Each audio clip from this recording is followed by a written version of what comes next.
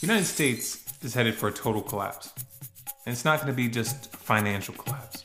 Financial collapse is a huge part of the equation, obviously, but there's much more to this picture. A nation that is socially unified and politically sound can quickly recover from a currency crisis, stock market collapse, or even the loss of a war. But when a nation is fractured ideologically, corruption at every level of government and finance, and with a culture that has become hedonistic, superficial, and self-absorbed, the chances of that nation holding together through a serious shock are very slim. In this video, we're not going to attempt to outline every possible scenario and every possible outcome. And we're not going to go into the technical details of why we're in this situation, nor am I going to try to prove the point that we are headed for a collapse. I've made a number of videos covering these topics that you should watch if you need the background. Here we're just going to focus on what comes after the collapse, however that collapse unfolds. So imagine, if you will, that we're fast forwarding to that moment in time when the US government has lost control. The banking system and the dollar have collapsed, and the people are left to choose what comes next. The specifics of how we got to this moment are blurred, and the details of the aftermath are left to the imagination. So, what will you choose? How will you rebuild? In our previous video, I put forth a challenge to tell us how you would replace the current system if you managed to topple the US government. I asked this question to illustrate a point, which is that even among those who want to see this current regime removed from power, there's no consensus as to what should come next. That's a problem, and it's a very serious problem because it means that the fall of the US government could mark the beginning of a bloody and protracted civil war as multiple factions battle for control. Now, just to give you an idea of what some of these factions could look like, let's take a look at some of the comments from that video. The idea of setting up a socialist system is very popular. This came in multiple varieties, ranging from anarcho-socialist to the socialist republic. There was also quite a few people who wanted to institute a resource-based economy. Some people thought that the answer was to put Ron Paul in charge. To be honest, I'm not convinced that Ron Paul would actually want that job. We have a few anarchists and voluntarists who want to have a society where people aren't ruled over by government at all. We had some that said that the system is fine as it is and doesn't need to be changed.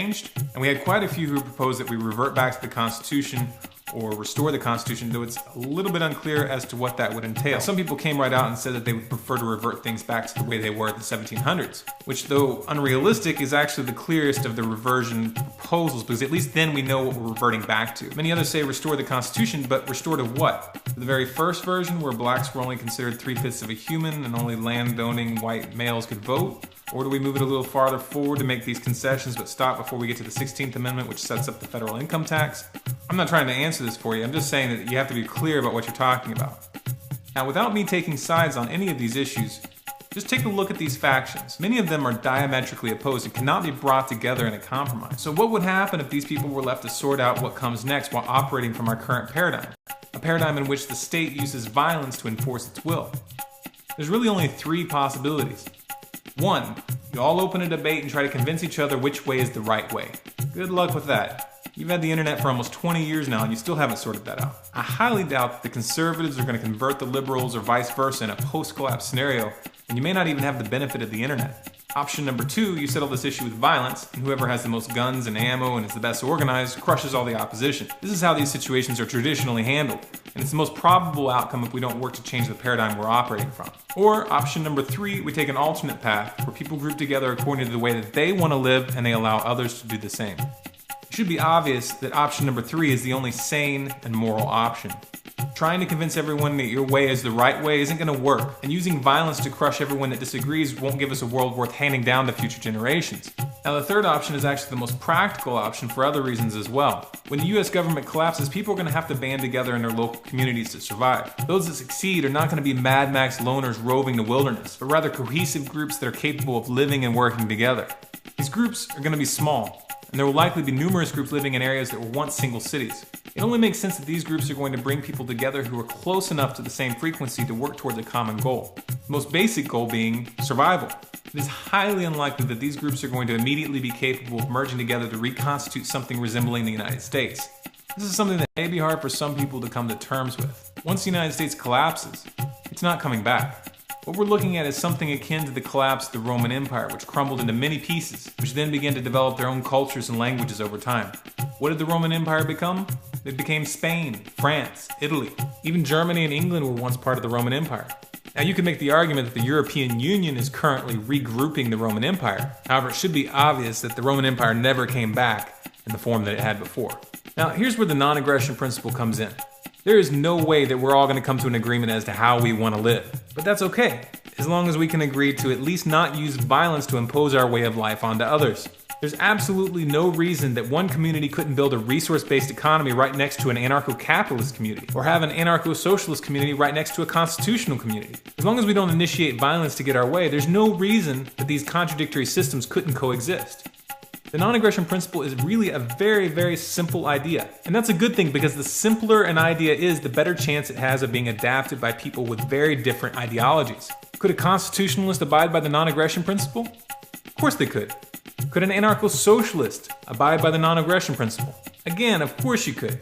Now, on the other hand, if you come from an ideology that does insist that you have the right to initiate violence against non-violent people to get them to do what you want, then yes, we have a problem. And that's why I keep bringing it back to this concept. The non-aggression principle is the only way that communities of humans can live together without becoming totalitarian. Now, if the non-aggression principle is agreed upon between the communities, then those communities can grow into federations which exchange resources and provide for common defense. You can think of these like states in our current system, except that member groups would be much smaller, much more autonomous, and there would be no central power like the federal government imposing its will over the group. If you organize like this, then you wouldn't need to come up with a single right way to live. We could each choose how we want to live and let others choose what they want. If the community down the road wants to try out socialism, then great, have at it, as long as they don't try to push it on their neighbors.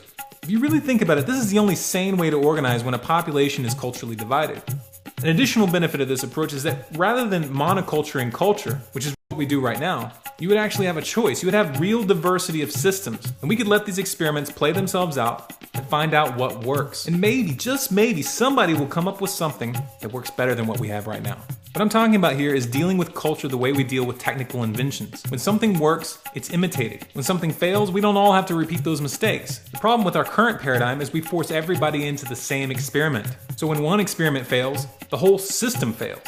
Now, I've tried to come up with a label for this concept. I've considered the term federated voluntarism and voluntary federationism. To be honest, both of them sound a little bit clumsy to me. What are your thoughts? How would you rebuild? My challenge to you is to answer in a video response, but with one condition. You have to answer the question of how you would deal with people who don't want to go down the same path. Would you use violence to force those people to comply? Would you create a system of law enforcement to have others carry out that violence for you? Be honest here. Don't skirt around the question. Bonus points if you can come up with a better name than voluntary federationism or federated voluntarism. If you want more content like this, be sure to subscribe to this channel, Storm Clouds Gathering on YouTube. For lots of other bonus content, be sure to follow us on Facebook at facebook.com/stormcloudsgathering and on Twitter at Collapse Updates. And of course, our website is stormcloudsgathering.com.